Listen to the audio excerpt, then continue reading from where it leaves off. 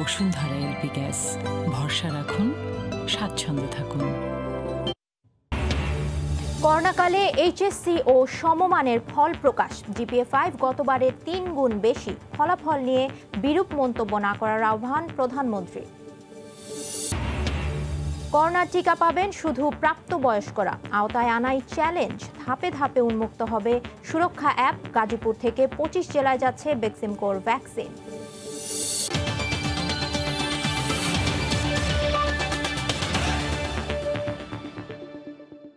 দেখছিলেন শিরোনাম, জনপদের সময়, সঙ্গে আছি আমি ফারিহা মারিয়াম। বসুন্ধরা এলপি গ্যাস, ভরসা রাখুন, স্বাচ্ছন্দ্যে থাকুন। প্রকাশিত হলো করোনাকালে এইচএসসি ও সমমানের ফল। সকালে গণভবন থেকে ভার্চুয়ালি 11টি শিক্ষা বোর্ডের ফল উন্মোচন করেন প্রধানমন্ত্রী শেখ হাসিনা। তিনি বলেন, অটো পাস নিয়ে অহেতুক সমালোচনা কাম্য নয়। পরিস্থিতি পর্যবেক্ষণ করে দ্রুতই শিক্ষা প্রতিষ্ঠান খুলে দেওয়া হবে বলেও জানান প্রধানমন্ত্রী।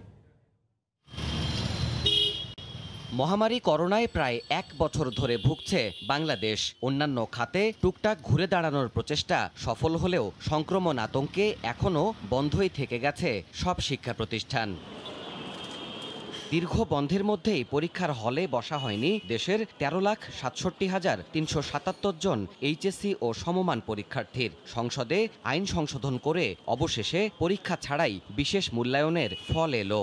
ও সমান পরীক্ষার ফলাফল শনিবার সকালে গণভবন থেকে আন্তর্জাতিক মাতৃভাষা ইনস্টিটিউটে ফল প্রকাশ অনুষ্ঠানে ভার্চুয়াল মাধ্যমে যোগ দেন প্রধানমন্ত্রী। তার উপস্থিতিতেই সাধারণ, কারিগরি ও মাদ্রাসা শিক্ষা বোর্ডের চেয়ারম্যানরা নিজ নিজ বোর্ডের ফলের পরিসংখ্যান তুলে দেন শিক্ষামন্ত্রীর হাতে। ল্যাপটপের বাটন চেপে এক যোগে প্রকাশিত হয় 11টি বোর্ডের এইচএসসির ফল। যারা প্রমোশন পাবে এবং তারা আগামীতে পড়াশোনা শুরু করতে পারবেন এবং পরবর্তী পরীক্ষার ফলাফলের উপরে তাদের ভাগ্য নির্ভর করছে। এই ফলাফল নিয়ে বিরূপ মন্তব্য করা হয় তাহলে, বা দেওয়ার পদ্ধতি নিয়ে বিরূপ মন্তব্য করা হয়, এটাও কিন্তু তাদের জন্য তাদের মানসিক চাপ পড়বে। সমালোচনাকারীদের পাল্টা প্রশ্ন ছুড়ে দিয়ে সরকার প্রধান বলেন, ডিজিটাল ব্যবস্থায় শিক্ষার্থীদের ক্ষতি পুষিয়ে দেওয়ার চেষ্টা করা হয়েছে শুরু থেকেই। অনেকে অনেক রকম সেন্টিমেন্টাল হচ্ছেন, কথা হচ্ছেন যে পরীক্ষা নেবে, কিন্তু এগুলি করতে যে কেউ যদি সংক্রমিত হয় তাহলে তার দায় দায়িত্ব কে নেবে? পর্যায়ক্রমে দ্রুতই শিক্ষা সংশ্লিষ্ট সবাইকে ভ্যাকসিনেশনের আওতায় নিয়ে এসে পরিস্থিতি পর্যবেক্ষণ করে তবেই শিক্ষা প্রতিষ্ঠান খোলা হবে বলে নিশ্চিত করেছেন শেখ হাসিনা। স্কুল, কলেজ, ইউনিভার্সিটিতে যারা কর্মরত তাদেরও এই ভ্যাকসিনটা যেন দ্রুত দেওয়া হয়। যদি ফেব্রুয়ারি মাসে অবস্থা ভালো থাকে, পরবর্তীতে আমরা সীমিত আকারে আমাদের শিক্ষা প্রতিষ্ঠান খুলে সে ব্যবস্থাটা আমরা নেব। করোনা মোকাবিলায় ভ্যাকসিন দেয়া সহ সরকার সব চেষ্টা অব্যাহত রেখেছে বলেও জানান প্রধানমন্ত্রী। একটা বছর নষ্ট হয়ে যাক, সেটা তো আমরা চাই না। দেবাশিস রায়, সময় সংবাদ, ঢাকা। এদিকে ফল পেয়ে মিশ্র প্রতিক্রিয়া জানিয়েছেন শিক্ষক, শিক্ষার্থী, অভিভাবকরা। শিক্ষাবিদরা বলছেন, উচ্চ শিক্ষার স্তরে শিক্ষার্থীদের কাঙ্ক্ষিত শিক্ষা প্রতিষ্ঠানে ভর্তি হওয়ার সুযোগ সৃষ্টিতে বাড়াতে হবে আসন। মৌসুম ইসলামের রিপোর্ট।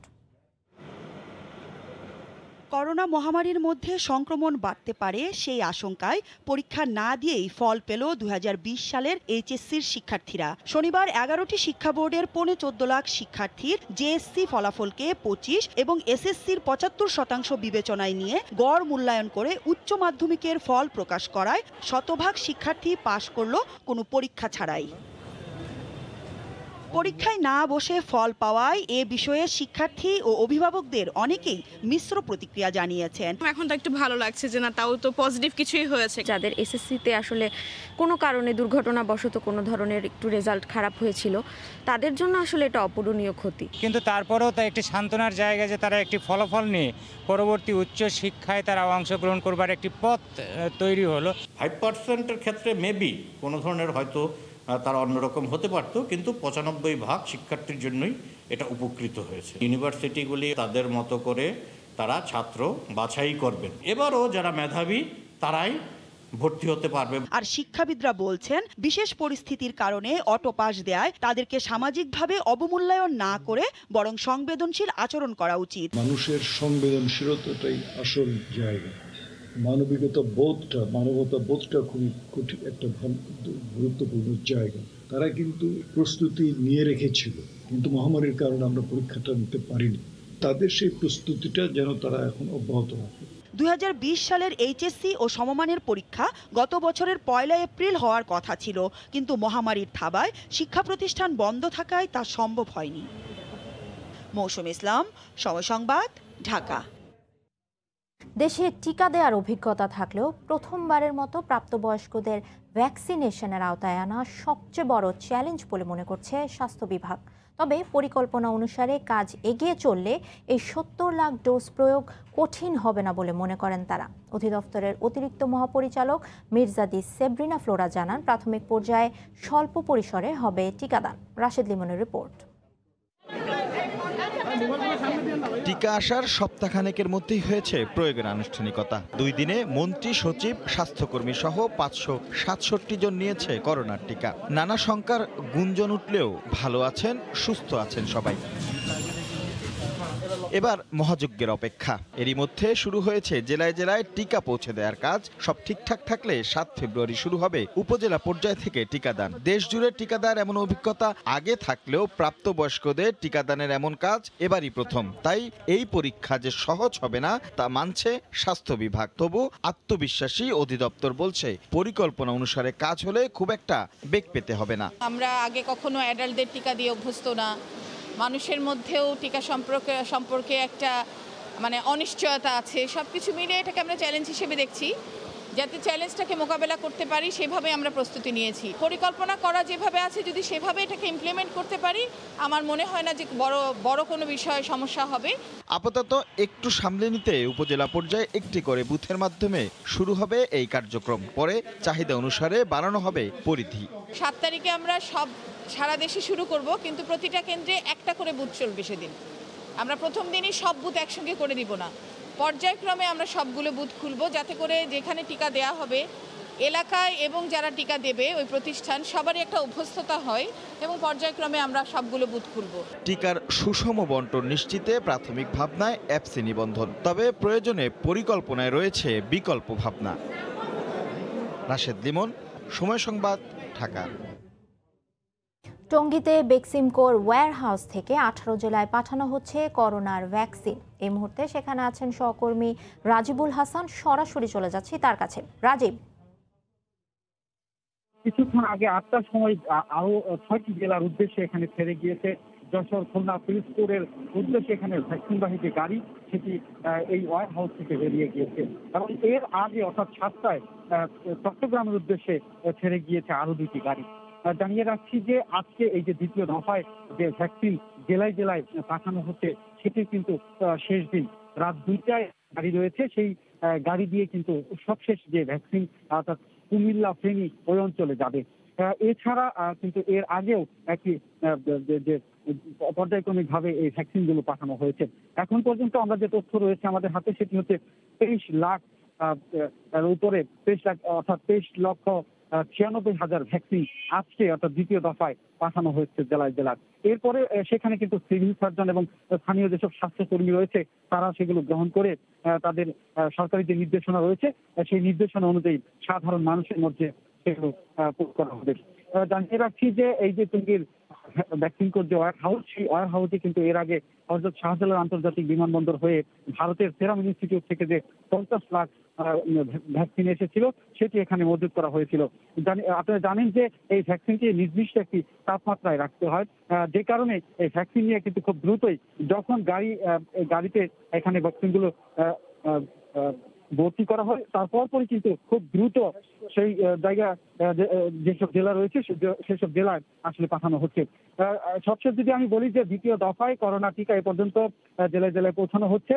সবশেষ গাড়িটি এখান থেকে রাত 2টায় যাবে। তো এ ছিল আমার কাছে টঙ্গী থেকে সবশেষ। টঙ্গীতে বেক্সিমকোর ওয়্যারহাউস থেকে 18 জেলায় পাঠানো হচ্ছে করোনার ভ্যাকসিন এবং সেখান থেকে আমাদের সঙ্গে সরাসরি যুক্ত হয়েছিলেন সহকর্মী রাজিবুল হাসান। দেশীয় 500 প্রকৌশলী ও পরামর্শকের জন্য ভ্যাকসিন চেয়েছে পদ্মা সেতু কর্তৃপক্ষ। এর ফলে কাজে গতি আসবে বলে আশাবাদী প্রকল্প পরিচালক। তবে সেতুর কাজে নিয়োজিত চীনের প্রকৌশলীরা এ টিকা নেবেন কিনা সে বিষয়ে এখনো সিদ্ধান্ত জানায়নি। এহসান জুয়েলের রিপোর্টে ছবি তুলেছেন সাইফুল ইসলাম। করোনার প্রাদুর্ভাব শুরুর পর থেকে ধীর হয়ে আসে দেশের মেগা প্রকল্প পদ্মা সেতুর কাজ। চীনের নাগরিকদের বড় একটি অংশ এই প্রকল্পে থাকায় তাদের সাথে কাজ করার আতঙ্কে প্রকল্প এলাকা ছেড়ে যায় দেশীয় শ্রমিকদের অনেকে। তবে এরপর ধীরে ধীরে পাল্টেছে দৃশ্যপট। করোনা থেকে বাঁচতে দেশীয় শ্রমিকদের জন্য প্রকল্প এলাকায় 24 ঘন্টা আবাসনের ব্যবস্থা করা হয়। চীন থেকে আসা প্রকৌশলীদের 14 দিনের কোয়ারেন্টাইন নিশ্চিত করেই সুযোগ দেওয়া হয়েছে কাজে যোগ দেওয়ার। সার্ভিস এরিয়ার ভিতরে চালু করা হয় স্বাস্থ্য কেন্দ্র।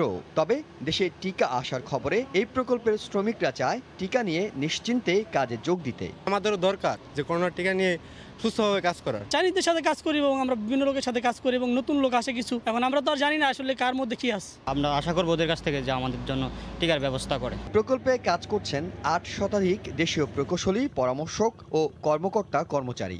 এ অবস্থায় প্রাথমিকভাবে 500 ভ্যাকসিন চেয়ে স্বাস্থ্য মন্ত্রণালয়ে চিঠি দিয়েছে সেতু কর্তৃপক্ষ। চাইনিজদের সাথে আমরা কথা বলছি, তো ওরা যদি চায় আমরা গভর্নমেন্টকে জানাবো। আমাদেরগুলো আমরা চাহিদা দিয়ে দিচ্ছি অলরেডি, যে আমরা আমাদের কনসালটেন্ট এবং ডিপার্টমেন্ট যারা আমরা কাজ করি প্রায় 500 লোক আমাদের আছে। আমরা 500 জনের জন্য একটা চাহিদা আপাতত দিয়েছি। চীন থেকে নতুন করে কাজে যোগ দিতে আসা প্রকৌশলীরা অধিকাংশই নিজ দেশ থেকে টিকা নিয়ে ফিরছেন। ঠিকাদার প্রতিষ্ঠানের অধীনে কাজ করছেন প্রায় 3500 দেশীয় শ্রমিক। তবে নিজেদের জন্য কিংবা শ্রমিকদের জন্য টিকা চেয়ে এখনো কোনো সিদ্ধান্ত জানায়নি China major bridge company. Mega প্রকল্পগুলোর কাজের অগ্রগতিতে গলার কাটা হয়ে আছে করোনা। ভয়ের কারণে এখানকার চীনের প্রকৌশলীদের সঙ্গে কাজ করতে দেশীয় কর্মীদের মধ্যে রয়েছে এক ধরনের অনীহা। এ অবস্থায় কর্মীদের জন্য ভ্যাকসিন নিশ্চিত করা গেলে কাজে আবারও স্বাভাবিক গতি ফিরবে। এহসান জুয়েল, সময় সংবাদ, মাওয়া, মুন্সিগঞ্জ। জানিয়ে দিচ্ছি জনপদের সময়ের শিরোনামগুলো। করোনাকালে এইচএসসি ও সমমানের ফল প্রকাশে নেই বরাবরের মতো উচ্ছ্বাস। জিপিএ 5 গতবারের 3 গুণ। ফলাফল নিয়ে বিরূপ মন্তব্য না করার আহ্বান প্রধানমন্ত্রীর। এবং করোনার টিকা পাবেন শুধু প্রাপ্তবয়স্করা, আওতায় আনাই চ্যালেঞ্জ। ধাপে ধাপে উন্মুক্ত হবে সুরক্ষা অ্যাপ। গাজীপুর থেকে 25 জেলায় যাচ্ছে ভ্যাকসিনকোর ভ্যাকসিন।